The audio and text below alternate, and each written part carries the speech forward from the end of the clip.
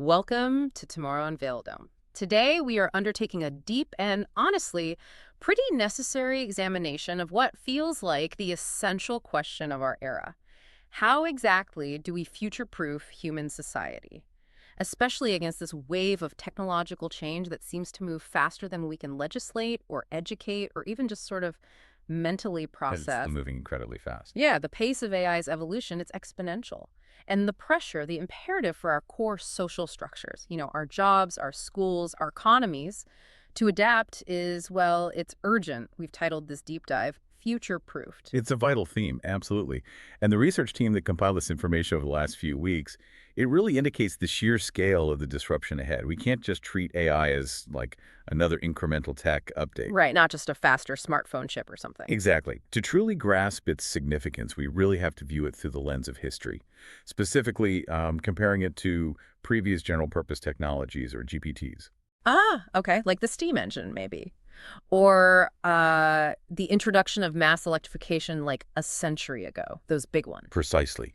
Technologies that didn't just tweak existing systems, they fundamentally rewrote the social and economic contract, pretty much from the ground up. Yeah, I remember reading about electrification. It wasn't instant. No, not at all. When technologies like electricity arrived, they took decades, literally decades, to fully permeate the economy.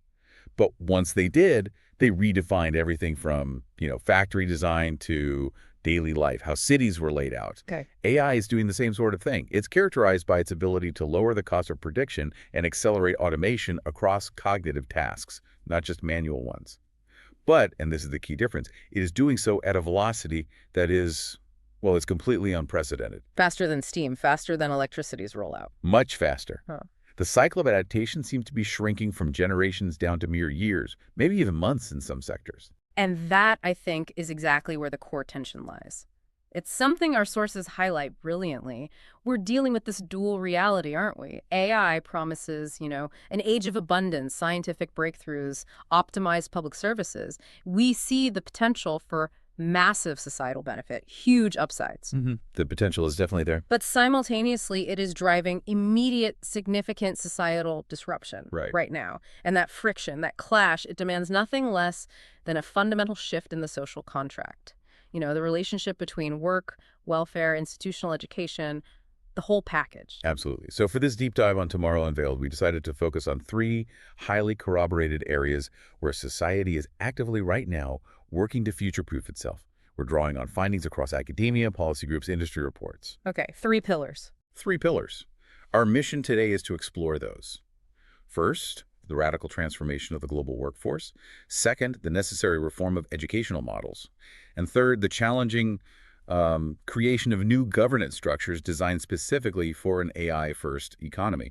#Tag2, the AI-driven shift in the workforce, disruption and new value. Okay, let's start with the most immediate, maybe the most visceral impact, the workforce.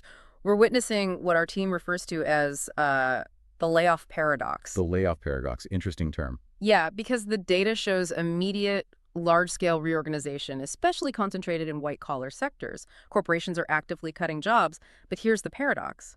It's often not due to market downturns or bad performance. It's explicitly to free up capital and talent to invest in AI infrastructure. It's a strategic move, not a defensive one. Right. The corporate maneuvers are quite stark when you look at the specifics. Take Amazon, for example, a huge employer. Yeah. They announced an unprecedented AI-driven reorganization. The result, the elimination of up to 30,000 corporate positions. That's about 10% of their white-collar staff. 10%? That's massive. It's huge. And the rationale given by executives wasn't one of, like, austerity or belt-tightening. It was framed as a necessity to be leanly organized, quote-unquote, and to divert billions of dollars directly into advanced AI investment. They are essentially sacrificing near-term human jobs to accelerate their long-term technological competitiveness. Wow. And crucially, this pattern, it's not just unique to a few American tech giants, is it? The research suggests it's broader. Oh, much broader. We saw tech firms globally shed over 112,000 jobs just in 2025, explicitly due to this kind of strategic AI adoption. 112,000. And it's hitting sectors you might not expect to see such rapid change. Even in the massive and previously pretty stable Indian IT sector, firms like Tata Consultancy Services, TCS, a giant there, they recorded their steepest staff drop ever. Yeah. We're talking around 20,000 jobs cut. And they explicitly cited AI-led restructuring as the primary driver. It really is the replacement or anticipated replacement of human capacity with computational capacity that defines this current wave. Okay, so it's not just automating factory lines anymore. No, and this is what changes the risk profile significantly. Yeah. In previous industrial shifts, automation primarily targeted, routine manual labor, predictable physical tasks. Right. Now, the risk is squarely hitting white-collar roles. Some venture capitalists and economists cited in the research, they're predicting that by 2030, which isn't that far away, No, it's really not. that at least 80% of existing jobs could be fundamentally transformed. Not eliminated necessarily, but transformed. 80%. And we're talking about lawyers, programmers. Lawyers, programmers, writers, analysts, project managers, roles that require cognitive tasks that are now being augmented, or in some cases automated by systems like generative AI. Think summarizing reports, writing basic code, drafting emails, initial data analysis. Okay, this shift, it immediately raises profound questions, doesn't it? Yeah. About economics, about wealth distribution. I mean, if a few firms own the technology that makes tens of thousands of people redundant, or maybe just 50% more productive without a pay rise, who reaps the rewards? That is the central question. And this takes us to that historical parallel you analyzed, the productivity paradox, and this risk of rising inequality. Yes, this is a critical historical echo we need to pay attention to. Sure. Specifically, the 19th century Engels Pause. Engels Pause. Okay, break that down for us. Sure. During the height of the First Industrial Revolution in Britain, productivity soared, absolutely shot up due to mechanized processes, steam power, new looms, etc. Right, the factories got way more efficient. Exactly. However, the wages and the general welfare of the average worker, they stagnated for decades because the gains, the profits from that increased productivity overwhelmingly flowed to the capital owners, the people who bought the machinery. It delayed any broad-based welfare improvements for the working class for a long time. Wow. So you're suggesting we risk a kind of AI-induced Engels Pause? Yeah. Where we see massive productivity improvements, maybe a golden age for capital for the companies owning the AI, but stagnant wages, maybe even declining prospects for labor. That's the risk highlighted in the research, yes, that the gains decouple from wages. What specific evidence are we seeing today that kind of confirms this decoupling? Is it happening already? The call center data is highly illustrative and quite concerning. Our research team highlighted studies, particularly in places like the Philippines, a major hub for call centers. Okay. The integration of AI co-pilots tools that assist the human agents led to staggering productivity jumps. We're talking workers handling between 30% and sometimes up to 50% more volume or more complex queries per hour. 30 to 50% increase in output, that's enormous. It's huge. But here's the rub. Despite this massive increase in worker output, the wages, they remain stagnant. So the worker is doing significantly more, creating more value, but their pay doesn't reflect that at all. Exactly. The company benefits from dramatically reduced operating costs. Maybe the consumer benefits from cheaper or faster services eventually. But the frontline labor force, the people actually doing the work, albeit assisted by AI, they see virtually no immediate economic reward for their increased efficiency. Okay. So the overall economic pie, it expands exponentially thanks to AI, but the slices aren't being distributed proportionally, especially not to the workers who genuinely... $15.7 trillion to global GDP by 2030. 15.7 trillion. That's an almost unimaginable number. It's staggering. But the data warns that these gains are likely to be heavily concentrated. They flow disproportionately to the few leading nations, primarily the US and China right now. And crucially, even within those nations, they're concentrated among the handful of firms that own the underlying large language models, the proprietary data, and the necessary very expensive computing infrastructure. So it creates divergence. Yes, this divergence inherently risks intensifying wealth inequality, both between nations and, perhaps more acutely, between individuals within those nations. Okay, so if AI systems are increasingly handling a routine white-collar tasks, the summarizing, the basic analysis, the code completion, that sort of thing, what becomes the new source of human value, where do people fit in? This pivot leads us directly to the shift toward human-centric skills. Right. And the definition of a valuable employee is shifting profoundly and quickly. As AI excels at computational speed, data crunching, finding patterns in massive data sets. The skills that uniquely belong to humans, the things AI can't easily replicate, they become dramatically more monetizable, more valuable. This is the soft skills paradox you mentioned. Exactly. It's paradoxical because as technical tasks become cheaper, almost commoditized by AI, the real value is forced to reside in areas where human judgment, creativity, and empathy are irreplaceable. Okay, so what are these specific human skills? The ones AI hasn't mastered or maybe even struggles with fundamentally. Well, they fall primarily into the higher cognitive and, importantly, socio-emotional domains. We're talking about analytical thinking, sure, but more in the context of synthesis and critical judgment, not just algorithmic pattern matching. So understanding the why behind the data, not just the what. Precisely. Then there's creativity, obviously. Complex problem solving, especially when it involves novel scenarios or incomplete information. Resilience, the ability to adapt. Emotional intelligence, understanding and managing emotions in oneself and others. And communication, especially in high-stakes, nuanced environments. Give me an example. Like, how does that play out in a business setting? Okay, so an AI might generate 10 different potential marketing strategies based on data analysis, all technically sound, perhaps? Right. But a human leader is required to select the best strategy based on the company's brand values, the current political climate, potential ethical considerations, the team's morale, areas where current AI systems lack that grounded, contextual, almost moral reasoning. They don't understand office politics, for instance. Not yet, anyway. So we need people who can guide the AI, critique its output, not just blindly follow its recommendations. Yes.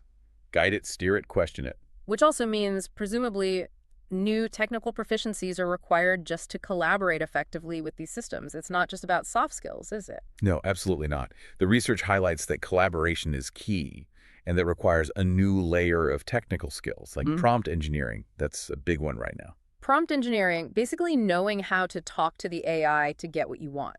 Essentially, yes.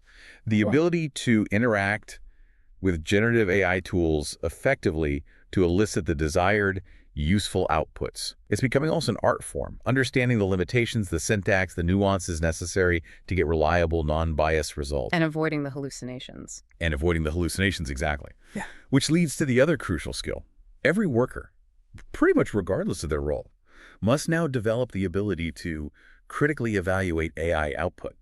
You have to check rigorously for bias, for factual inaccuracies, for relevance, because these systems are known to hallucinate, confidently present false information as fact. You can't just trust it blindly. So digital literacy is evolving into AI literacy, which includes a healthy dose of skepticism. A very healthy dose. Yeah. Critical thinking applied to AI output is paramount. Okay. Now, when jobs are being transformed this rapidly, and workers are facing these new demands for retraining, new skills, and also accountability for AI outputs, what's the organized labor response? This technological shift seems like it would require unprecedented worker protection mechanisms. It absolutely does. And the labor movement, certainly in some parts of the world, is responding proactively. They recognize the urgency, the potential scale of the threat to their members. Any specific examples? Yes. The AFL-CIO in the United States, which represents nearly 15 million workers across really diverse sectors, they launched a historic initiative called the Workers First Initiative on AI. Workers first. Okay. This initiative sets out some firm principles. They're demanding AI transparency. Workers need to know when and how AI is being used to evaluate them. They want accountability for the systems used in management, no black box algorithms making decisions about people's livelihoods, and crucially, they are pushing for guaranteed retraining programs paid for by employers for workers displaced or whose jobs are significantly changed by AI. I want to focus on that accountability for algorithmic management piece. That came up repeatedly in our sources as a major concern. What does algorithmic management actually look like on the ground for, say, an average office worker or a warehouse worker? Yeah, it's becoming increasingly common. It's the use of AI systems to do things like allocate tasks, monitor performance in real time, score employees, and sometimes even initiate disciplinary actions, potentially without direct human intervention or oversight in the moment. How does it monitor? Well, companies are increasingly deploying AI surveillance tools. These can track everything from the speed of keystrokes and mouse movements, screen time, idle time, even analyzing the sentiment in emails or chat messages. Some systems claim to predict things like turnover risk based on digital behavior patterns. Wow, that sounds intense. Constant monitoring. It is. And while the stated goal is usually efficiency or productivity optimization, the research consistently notes that this constant digital monitoring, this electronic oversight, it risks fundamentally undermining productivity, especially in creative or collaborative roles. It can erode human trust very quickly. It sounds like it enforces a culture of compliance, maybe, rather than one of creative thinking or genuine problem solving, which ironically are the very skills we just identified as the new source of human value. That's the core tension, exactly. Algorithmic management often filters complex human behavior through easily quantifiable metrics, things that prioritize measurable compliance and, frankly, obedience. Right. Did you hit your keystroke target? Pretty much. And if you are constantly monitored, constantly measured against these narrow metrics, are you likely to take the necessary creative risks? The kind of risks that lead to innovation, the kind AI cannot replicate? Probably not. You're more likely to just focus on ticking the boxes the algorithm wants. So the labor response is trying to inject a human element back into that loop. Yes, they're trying to introduce a human check on these systems, demanding that any consequential decision, things like hiring, firing, promotion, discipline, must still have clear human review, human judgment involved, and accessible appeal processes for the workers affected. It's about ensuring fairness and maintaining human dignity in an increasingly automated workplace. Hashtag tag 3, future-proofing, through education and skills. Okay, so to solve these massive problems we've just discussed in the workforce, the need for completely new skills, the displacement of cognitive labor society is inevitably turning to its educational systems. But it seems like a huge ask. We need to address what the research calls the dual skill gap. The dual skill gap, yes, it's a useful framing. Can you explain that? It sounds like we need two different things at once. We do. The challenge is twofold. On one hand, we have to generate the highly specialized AI developer talent, the people who can actually build, maintain, and improve these complex AI systems. That's a deep technical need. Okay, the creators. Right. But on the other hand, and arguably just as important for society as a whole, we need to ensure widespread, fundamental AI literacy for general adoption across the entire economy. Everyone needs a baseline understanding. So it's not just about creating AI PhDs, it's about everyone who uses AI, which will soon be pretty much everyone. Exactly. And the distinction between those two goals, specialized talent versus general literacy, is paramount for effective institutional policy, for how schools and universities adapt. The priority for the general population has moved far beyond simple digital literacy, which was, focused on using a computer, using basic software. Right, knowing how to use Word or Excel. Yeah. The new focus is on AI literacy. This involves a fundamental understanding of AI concepts, like its probabilistic nature, how it learns from data, its capabilities, its ethical limitations, its potential biases, and its broader societal implications. The goal is to enable every individual to interact critically and effectively with these systems, knowing when to trust an AI's output, and crucially, when to question it, when to verify it. That critical engagement piece again. It's central. Now, educational institutions, they're often criticized, sometimes fairly, for being slow to adapt to technological change, bureaucratic, maybe resistant. But the research suggests they seem to be undergoing a transformation at, well, high speed in this area. We're seeing massive institutional partnerships driving global AI integration. The urgency is palpable, and it's forcing rapid and surprisingly large-scale collaboration, particularly in higher education. A key example highlighted in the U.S. system is the California State University system, CSU. Okay, CSU, that's a huge system. It's massive. 23 campuses, hundreds of thousands of students. They launched a substantial multi-year $16.9 million partnership with tech giants like AWS and OpenAI. 16.9 million. What's that funding going towards specifically? It's designed to immediately deploy generative AI tools, specifically using a custom education-focused version like ChatGPT-E to over 500,000 students and staff across all their campuses. 500,000 users getting access to tailored Gen AI tools. That's an unprecedented scale for an educational rollout, surely. It really is. And the immediate practical goal goes beyond just providing access. They're aiming squarely at closing what the research identifies as a vast exposure gap. Get this, a shocking 78% of young Americans report having minimal or even no dedicated high school exposure to AI concepts or tools. 78%. So most kids are graduating high school basically unprepared for this AI-driven world. Largely, yes. So these campus-wide initiatives at places like CSU, they don't just provide the tools. They're mandating training, they're pushing for curriculum changes. The goal is to enhance employability for their massive student body by normalizing interaction with these powerful systems. And they're exploring uses like personalized tutoring, helping students draft papers, even administrative streamlining. Okay, so normalizing it, making it part of the standard toolkit. Exactly. And you mentioned this rapid shift toward Gen AI integration is a global curricula effort. It's extending beyond the U.S. Oh, absolutely. It is definitely transnational. We see global consortiums emerging. For example, one led by UC San Diego, supported by Google.org. It's specifically designed to integrate generative AI skills and curriculum components into computer science and even vocational training programs worldwide. Yes, they have partners in Australia, South America, Europe, Africa, all working simultaneously to develop and share best practices for teaching these skills. This demonstrates a shared global consensus on the necessary direction of travel for education. It's not just one country experimenting. That's encouraging. And it's also encouraging that K-12 education, the foundational level, is also prioritizing this shift. It's not just universities. It's vital that it starts early, especially for long-term equity. UNESCO has a project called FutureProofed Education. Future-proof education, fitting name. Indeed. And it's actively targeting ethical AI adoption and teacher training, specifically in European K-12 schools initially. Their pilot programs, particularly in under-resourced schools, which is important, focus heavily on training educators not just to use AI, but to integrate bias audits into their curriculum.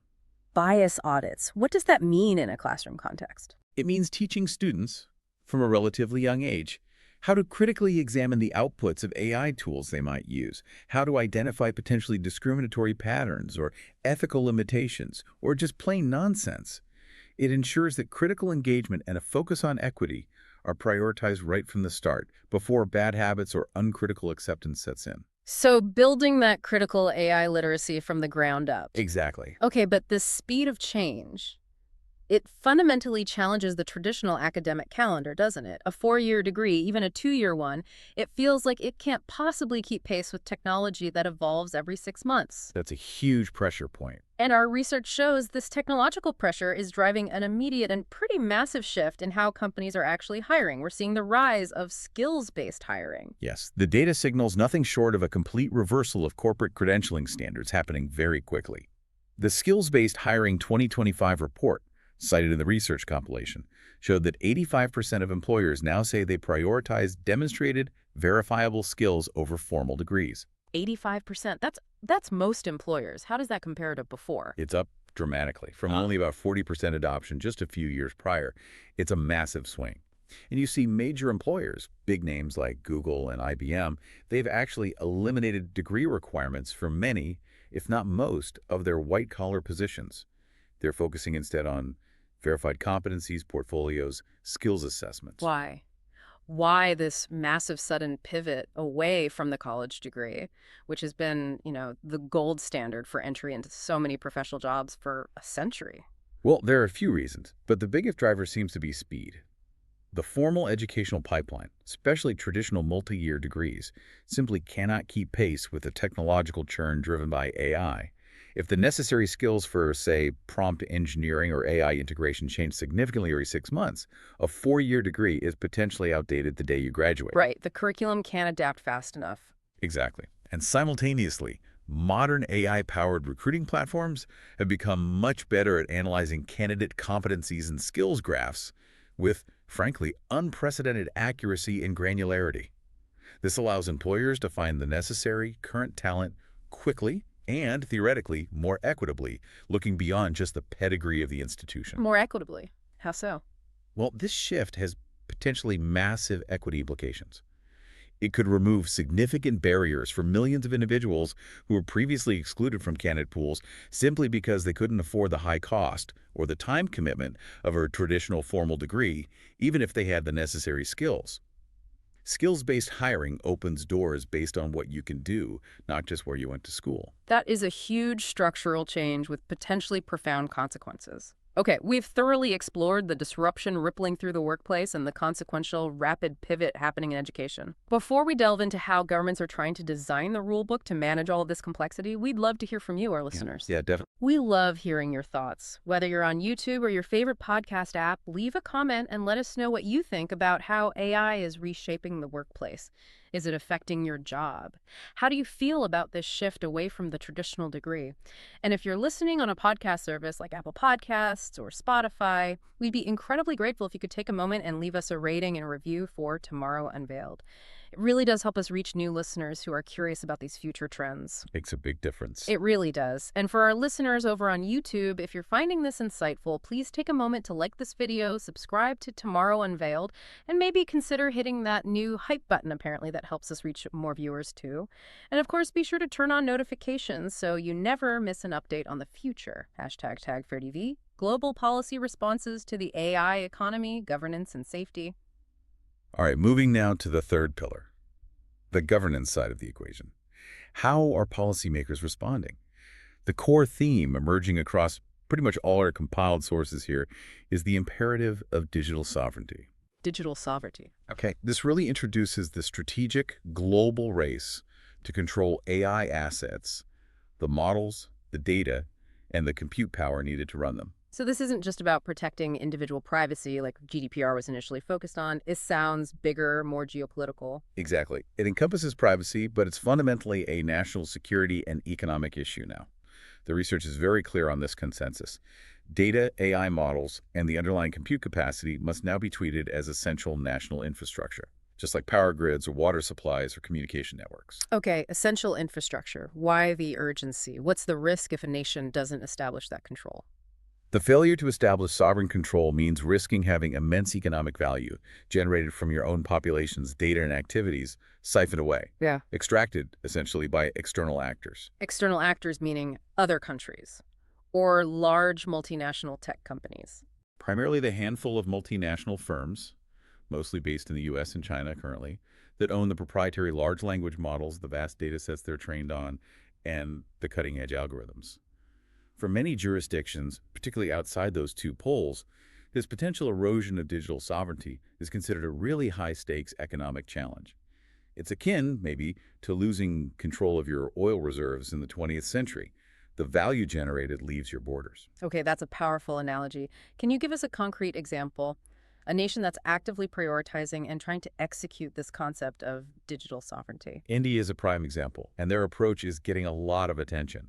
Their strategy focuses very heavily on building sovereign AI, and they're leveraging their existing, really quite comprehensive digital public infrastructure, or DPI. DPI, that includes things like Aadhaar, their digital ID system, and UPI for payments. Exactly. Platforms like Aadhaar for unified digital identity and UPI for instant digital payments, they generate colossal, verified, highly contextualized, and importantly, nationally controlled data sets about their own population and economy. Data that isn't flowing directly to foreign tech giants? Precisely. The goal is to utilize this unique national data asset to train localized government AI systems designed for things like improving efficient public services, targeted welfare delivery, agricultural optimization. And by doing this, they ensure that the critical national data used to train these powerful models remains firmly within their own national borders, building national capacity rather than just being used to enrich foreign proprietary models elsewhere. Fascinating. A deliberate strategy to build sovereign capability using their own data. Now, alongside this push for sovereignty, it's also fascinating to watch the emergence of vastly different regulatory approaches globally. It seems like countries are reflecting very different national values regarding, say, innovation speed versus citizen protection. The contrast is stark, absolutely. You have the European Union, for example, which is clearly leading the way on the protectionist side with its stringent, risk-based classification approach embodied in the landmark EU AI Act. The EU AI Act, we've heard a lot about that. What's its primary aim? Its primary aim seems to be protecting fundamental rights, privacy, non-discrimination, safety, and maintaining public trust in AI technology. It imposes strict limits, even bans, on applications deemed high risk. Things like real-time biometric surveillance in public spaces, or AI systems designed for manipulative social scoring or exploiting vulnerabilities. And there are real teeth to it, penalties. Oh, yes. Potential fines can go up to 7% of a company's global annual turnover, which is a huge number for major tech firms. And crucially, another key provision, it mandates that companies deploying generative AI models must disclose any copyrighted material used in their training data. That directly addresses the huge intellectual property concerns from creators and publishers. Okay, so EU, risk-based, rights-focused, strict enforcement. How does the U.S. approach compare? It seems much more hands-off. It's generally characterized as intermediate, maybe leaning towards light touch regulation, especially compared to the EU. The U.S. has consciously avoided so far a single, comprehensive, one-size-fits-all law like the EU AI Act. Why is that? Is it just prioritizing innovation above all else? That seems to be a major factor. Instead of broad regulation, you see initiatives like the SCSP NVIDIA Task Force on AI and the Future of Work. This signals that the focus is heavily on public-private cooperation, voluntary standards, and industry leadership. Their primary goal appears not to be restriction, but rather identifying skills gaps caused by AI and proactively crafting national reskilling strategies. The aim is to ensure human capital development keeps pace with technological deployment, thereby maintaining U.S. leadership in the AI market. So a fundamental difference in philosophy there. EU focusing on protection and managing risk first, US focusing on competition and development first. That's critical. Now, okay, if we accept that AI is leading to disruption, job transformation, and potentially concentrated wealth, regardless of the regulatory approach, what specific policy solutions are being proposed globally to manage that inevitable technological friction, to prevent mass social instability? Right, because regulation alone doesn't solve the displacement issue. Governments are exploring ways to proactively cushion the technological shock. There's a growing recognition that the market alone might not solve the problem of displacement quickly enough or equitably enough. So what kind of safety nets are being discussed? Well, in the U.S. Congress, for example, there's been a proposal gaining some traction for a Guaranteed Income Pilot Program Act of 2025. Guaranteed income. That sounds like universal basic income, UBI. It's related, but framed as a pilot program specifically aimed at automation threats. It's an initial test. The proposal would provide guaranteed cash payments, typically pegged to something like the local two-bedroom fair market rent, to a specific pilot group of families for a period, say, 3 years. And how would it work? Are there conditions? The key aspects are that the payments would likely be unconditional, no work requirements, and crucially, they wouldn't count against eligibility for other existing aid programs, like food stamps or housing assistance. The rationale isn't just poverty reduction, it's to gather empirical evidence. Can these kinds of cash transfers effectively help families withstand technological disruptions? Do they give people the breathing room to retrain, maybe relocate for a new job, start a small business, without falling into destitution during that transition? So the idea is to preemptively manage the risk of automation-driven job loss, gather real-world data on what works, and stabilize household consumption rather than just reacting with unemployment benefits after someone loses their job. It's exactly. Preemption and data gathering. Complementary to this idea, though much more contentious, is the ongoing robot tax debate. Ah, yes, the robot tax. Taxing companies specifically for replacing human workers with automation. That sounds politically explosive. What's the core argument for it? The argument put forward by some prominent economists and thinkers goes something like this. If a company replaces, say, 100 human workers with automated systems, or AI, that company often significantly reduces its tax burden. It no longer pays payroll taxes for those workers, no Social Security contributions, maybe lower healthcare costs. Okay, the company saves money. Right. But simultaneously, the state, the government, potentially increases its spending burden. It might have higher costs for unemployment benefits, retraining programs for those displaced workers, maybe dealing with the broader social consequences of unemployment. The robot tax aims to kind of rebalance this equation. How? By taxing the automation itself. Essentially, yes. By imposing a tax on the automated input, whether that's the physical robot or perhaps the software license for the AI system doing the work, the argument goes that this generates necessary revenue. Revenue that can then be specifically earmarked to fund those worker support programs, the retraining initiatives, the social safety nets needed to manage the transition. It's an attempt to ensure that wealth distribution, or at least fiscal balance, keeps pace with the gains from automation technology. Okay, I can see the logic. But the critics must argue that this just discourages necessary efficiency, right? That it's basically taxing progress, potentially making businesses less competitive globally. That is absolutely the core counter-argument. Critics, often representing industry groups and those prioritizing rapid innovation, contend that imposing a specific tax on automation discourages crucial capital investment. They argue it stifles the very efficiency gains that drive economic growth and could ultimately lead to economic stagnation or offshoring to places without such a tax. And is it even practical? How do you define a robot for tax purposes? That's another major criticism. Defining what constitutes a robot or an automated input In the age of complex software, cloud-based AI services, and generative AI is incredibly difficult. Is using an AI writing assistant subject to the tax? What about automation embedded in standard software? Critics argue it would lead to incredibly complex, likely loophole-ridden, and easily exploitable legislation. It really represents a fundamental policy challenge. How do you balance the very real social cost of displacement against the undeniable economic imperative of technological progress? There's no easy answer there. Hashtag TV. Conclusion and next steps. Summary. CTA's provocative thought. Wow, this has been an incredibly deep dive on Tomorrow Unveiled into how global society is structurally and sometimes frantically scrambling to become future-proofed. It feels like we're rebuilding the plane while flying it. To quickly summarize the core shifts we've tracked across the corroboration in our sources today, we really saw three massive pillars of change emerging, didn't we? We did. First, the workforce.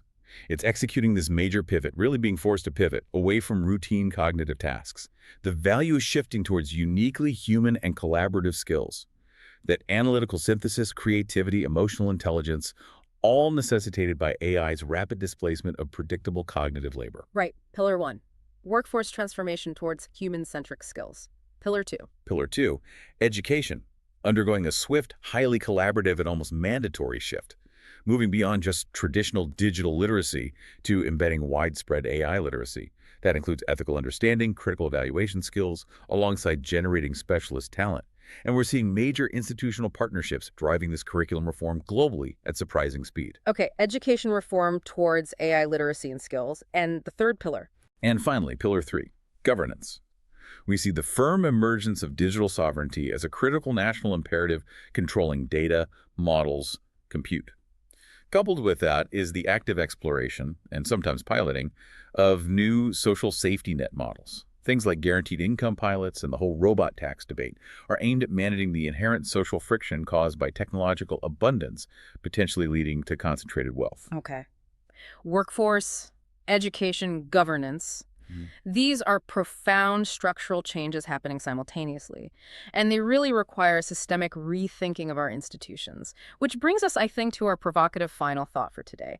This builds directly on a central finding gathered by our research team, something quite fundamental. Information at its root is non-rivalrous, right? When I share a piece of knowledge with you, I don't lose it. It can be copied infinitely at near zero cost. It exists potentially in abundance. That's the nature of information, yes, unlike, say, a physical object. Exactly. Yet our current economic system, largely built in an era of physical scarcity, tends to treat the abundance created by AI, the incredibly valuable models, the patents protecting them, the software generating insights as fundamentally rivalrous. We reinforce scarcity through rigid control mechanisms like intellectual property law, paywalls, market power concentration. That is the fundamental tension, isn't it? It's going to define the next decade, probably longer. We have built an economy and a social contract around the core assumption of scarcity, even as AI begins to unlock potentially unlimited informational abundance and near zero marginal cost productivity in many areas. So, here is the question we want to leave with you, the listener, to carry forward from this deep dive on Tomorrow Unveiled. Given that AI creates this potential for almost unlimited abundance, abundant information, abundant solutions, abundant productivity, are we designing our social and economic institutions to embrace this new reality? Are we finding ways to allow that abundance to be shared broadly, to lift everyone up? Or are we structurally reinforcing the scarcity models of the past, clinging to old ways of thinking, thereby risking a catastrophic widening of the AI divide, the gap between those who own and control the models and pretty much everyone else? A crucial question for all of us to grapple with. Indeed. Thank you so much for joining us on Tomorrow Unveiled. We look forward to continuing the conversation next time.